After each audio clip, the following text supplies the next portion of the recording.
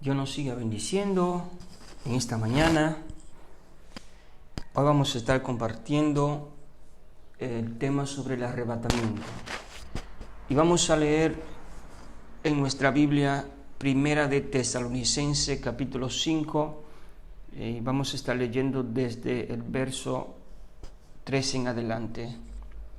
Dice, tampoco queremos, hermanos, que ignoréis acerca de los que duermen, para que no os entristezcáis como los demás que no tienen esperanza.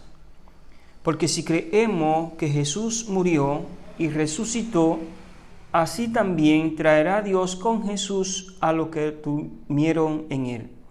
Por lo cual os decimos esto en palabra del Señor, que nosotros los que vivimos, los que quedemos hasta la venida del Señor, no procederemos a los que durmieron.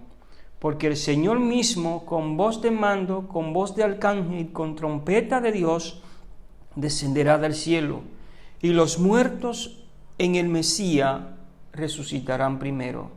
Después nosotros, los que vivamos, los que hayamos quedado, seremos arrebatados simultáneamente con ellos en las nubes al encuentro con el Señor en el aire. Y así estaremos siempre con el Señor. Por tanto, consolaos los unos a los otros con esta palabra.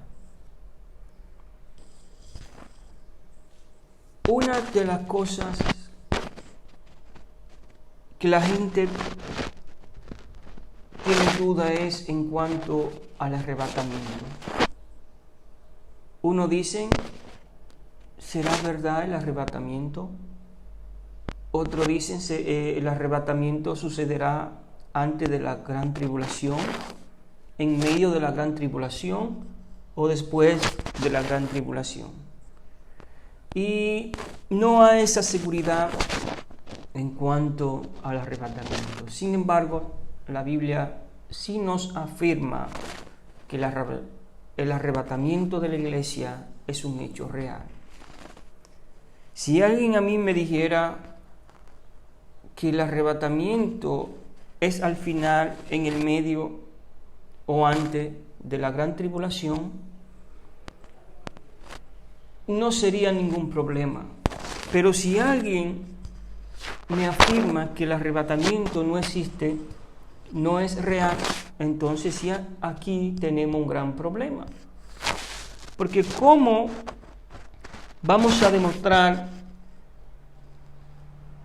estos textos que hemos leído? Entonces aquí debe de haber alguna explicación. Así que Pablo, él comienza diciendo, tampoco queremos, hermanos, que ignoréis acerca de los que duermen, para que no se entristezcan como los demás que no tienen esperanza. Pablo aquí le está dando una esperanza al creyente. Los tesalonicenses estaban pasando por una tribulación de tal manera que algunos habían dicho que ya la resurrección se había efectuado. Póngase a pensar que en estos días alguien hubiese dicho, ya el arrebatamiento ha pasado y estamos en medio de la gran tribulación. ¿Qué esperanza tendría el cristiano? Así que Pablo, por esa razón, él comienza aquí hablando, diciendo, tampoco queremos, hermanos, que ignoren acerca de lo que duermen, es decir, aquellos que ya están muertos, para que no se entristezcan como los demás que no tienen esperanza. Es decir, las personas que no tienen a Cristo andan en este mundo sin esperanza, pensando que mañana van a morir y que ya no tienen ninguna esperanza en cuanto a la vida futura. Y Pablo dice en el verso 14, dice, porque si creemos que Jesús murió y resucitó, así también traerá Dios con Jesús a los que durmieron en él. Pablo sigue dando esperanza que no solamente nosotros, no solamente aquellos que han muerto tienen una esperanza, sino también que si nosotros creemos que Jesús murió y resucitó, dice, también traerá con Jesús a los que durmieron en él, aquellos que han muerto en el Señor. Por lo cual os decimos esto en palabra del Señor. Y Pablo aquí confirma y dice, lo que vamos a decir ahora, lo que vamos a decir a continuación, es palabra del Señor. No es algo que yo me he inventado, que yo he dicho. Entonces Pablo aquí está confirmando algo muy concreto, que lo que el Señor le ha dicho de una forma directa, y él dice, por lo cual decimos esto en palabra del Señor, que nosotros los que vivimos, los que quedemos hasta la parucía del Señor, no procederemos a los que durmieron. Nosotros los que quedemos hasta la venida del Señor, no vamos a proceder a aquellos que están muertos, es decir, no vamos a morir, sino que Pablo lo que está aquí diciendo, los que han muerto van a resucitar y nosotros que estemos vivos vamos a tener un cuerpo glorificado y vamos para encontrarnos con el Señor. Porque el Señor mismo, con voz de mando, con voz de arcángel, con trompeta de Dios, descenderá del cielo, y los muertos en el Mesías serán resucitados. Después nosotros, los que vivamos, los que hayamos quedado, seremos arrebatados simultáneamente con ellos en las nubes al encuentro con el Señor en el aire, y así estaremos siempre con el Señor. Pero dice aquí que nosotros los que vivamos, los que hayamos quedado, vamos a ser arrebatados simultáneamente con ellos en la nube. Arrebatado. ¿Qué significa la palabra arrebatado? La palabra rapto es una palabra teológica para enumerar o para decir en cuanto a este tema. La palabra rapto no es una palabra bíblica, sino más bien una palabra teológica. Y cuando se habla de rapto, lo que tiene la idea de que vamos a ser arrebatados o tomados. Pero principalmente la palabra bíblica es la palabra arrebatar o ser arrebatado.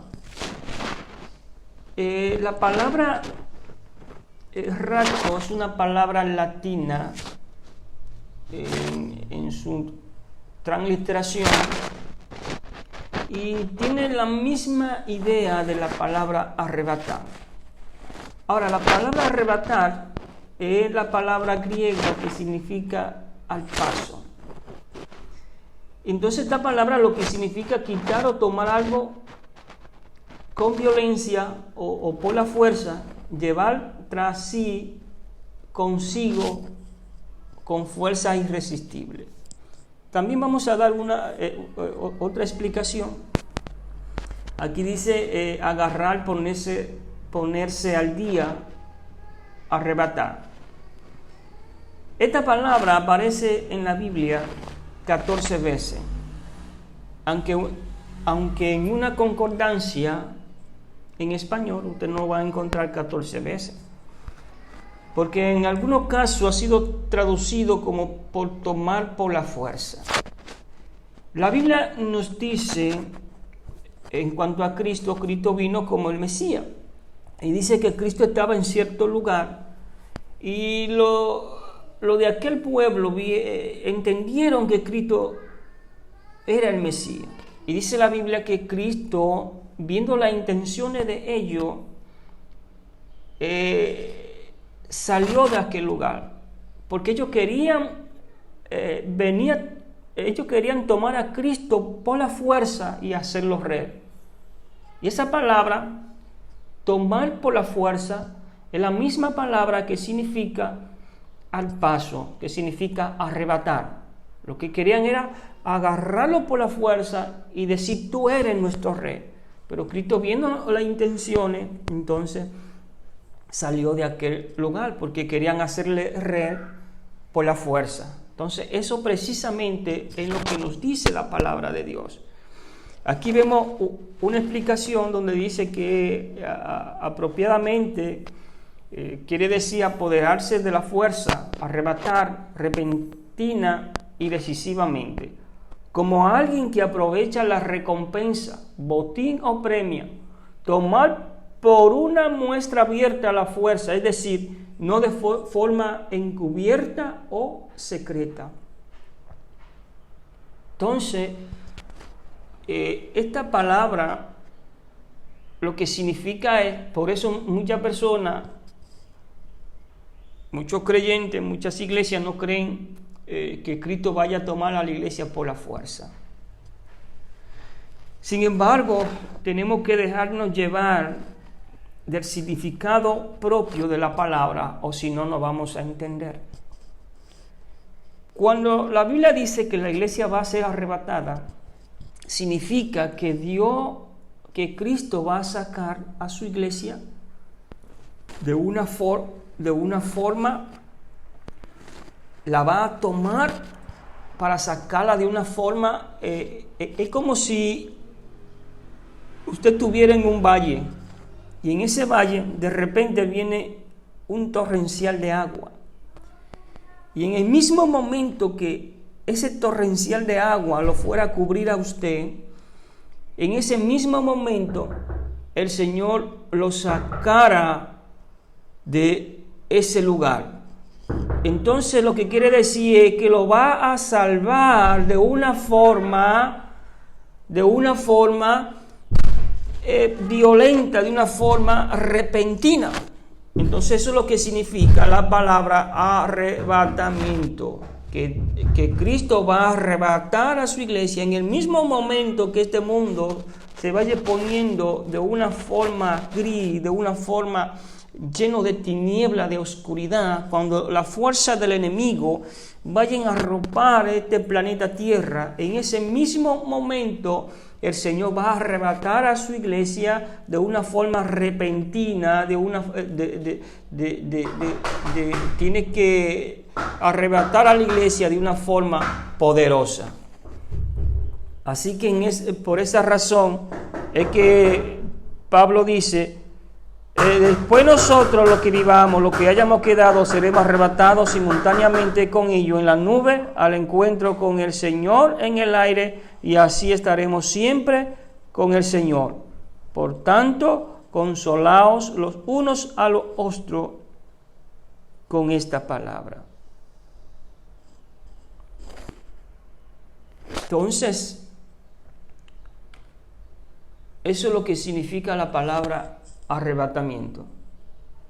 Más adelante vamos a estar haciendo una descripción de cómo va a suceder el arrebatamiento. Así que Dios nos siga bendiciendo.